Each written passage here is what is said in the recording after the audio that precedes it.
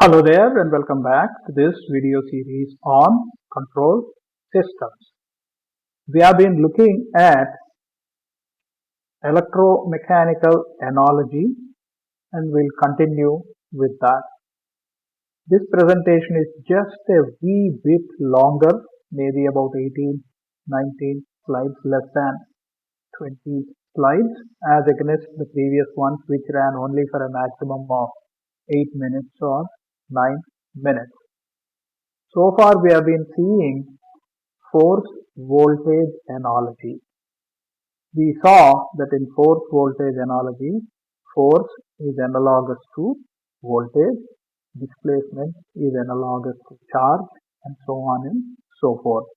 We have identified all the analog quantities which are applicable for direct analogy.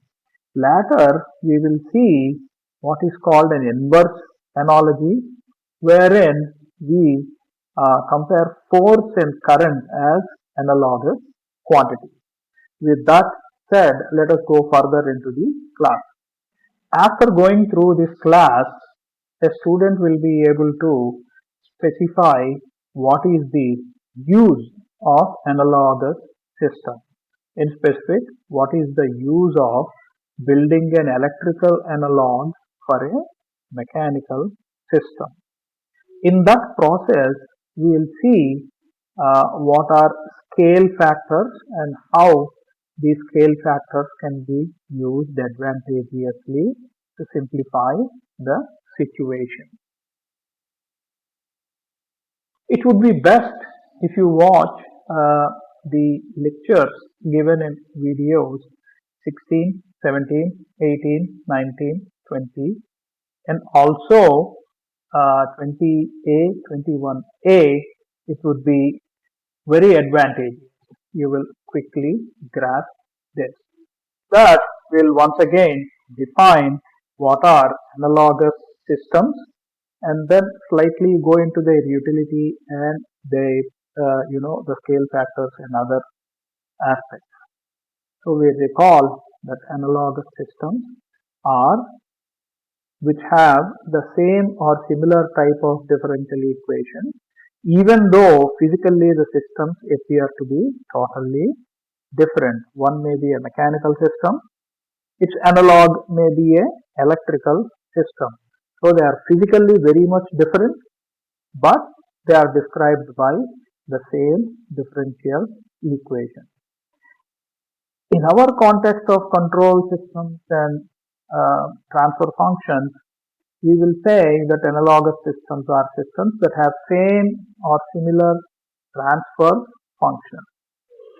We'll quickly do a recap on what we have seen so far. We have considered one electrical system and we have considered one mechanical system, and we wrote equations and identified corresponding analogous quantities. This is the electrical system which we considered, and the mechanical system considered is shown here. Here we said the input is Vp, voltage, current is Ip. Whereas here we said input is force, output is displacement. With that idea, we started this concept of force voltage analogy, because force and voltage, they occupy similar positions, and then we see the corresponding quantities. Mass is analogous to inductance, and then resistance is analogous to damping. Inverse of capacitance is analogous to spring stiffness. Then charge is analogous to the displacement. It would be best if you remember this table. Also worth noting in this force voltage analogy is that the components here all are in series. We say that certain components are in series if they share the same current. Okay. Similarly, here the elements are in parallel. Okay. That is, they share the force. Here the same current flows through each element. I flows through resistance, I flows through inductance, I flows through capacitance. As opposed to this, the situation here is slightly different. This damper B, spring K, and mass M, the three of them share the force. Okay, so we say here they are in series, here they are in parallel. That is, series parallel connection is reversed. It is worth noting here as to why we need analogous systems. For experimentation, building mechanical systems is a bit more tedious than putting together an electrical circuit. An electrical circuit indicates components such as resistance, inductance, capacitance, which can very easily be assembled on a table top. Whereas for mechanical systems, it requires a bit more elaborate arrangement. The same is the case for making measurements, measuring force or displacement or velocity or acceleration.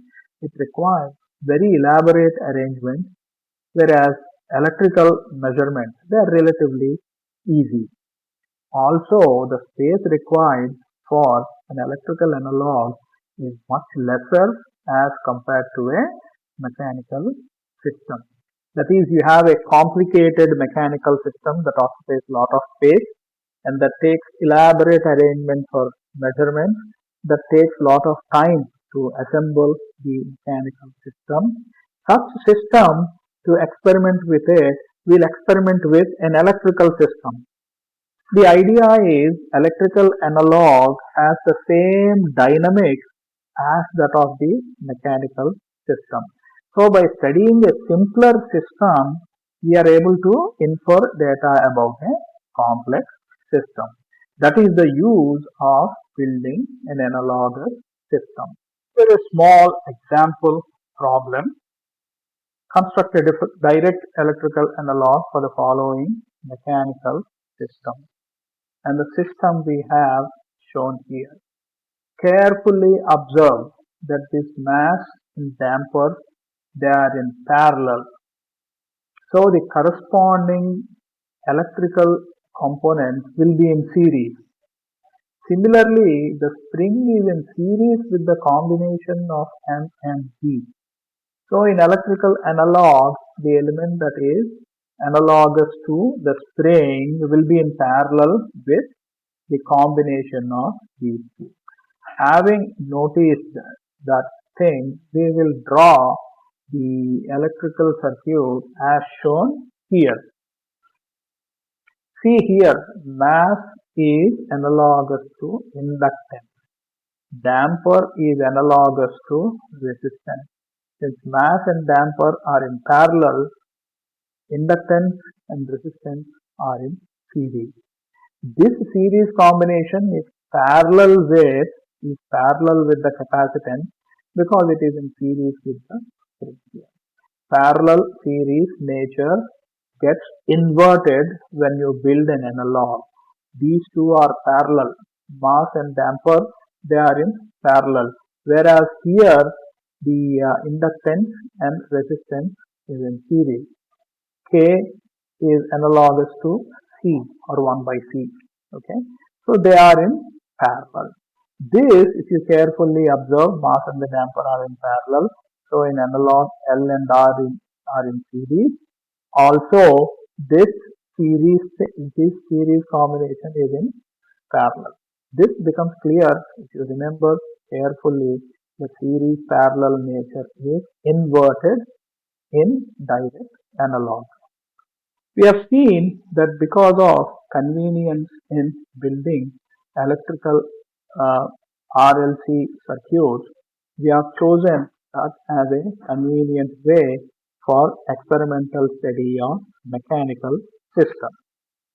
For example, we have a situation where a mechanical system involves a maximum force of 1000 newtons and maximum velocity of 10 meters per second.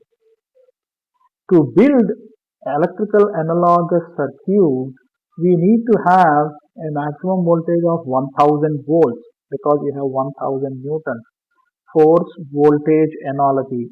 So if you have 1000 newtons, we need to have 1000 volts. If you have 10 meters per second, you need to have 10 amperes. This is very large voltage. This is very large current. It is unnecessary to have such high voltage and high current. Okay? That is why we try to ensure that voltages and currents are very smaller, manageable in the laboratory. We do that by using what we call scale factors. We'll see what are those in a minute.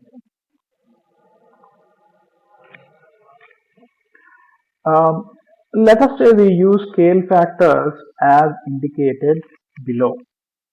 F is equal to voltage scale factor multiplied by voltage. Velocity is equal to current scale factor multiplied by current.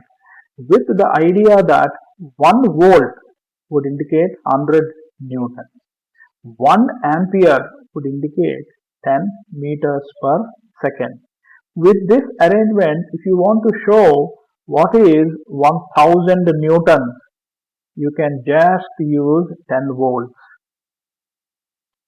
Similarly, if you want to have 10 meters per second, just 1 ampere is sufficient.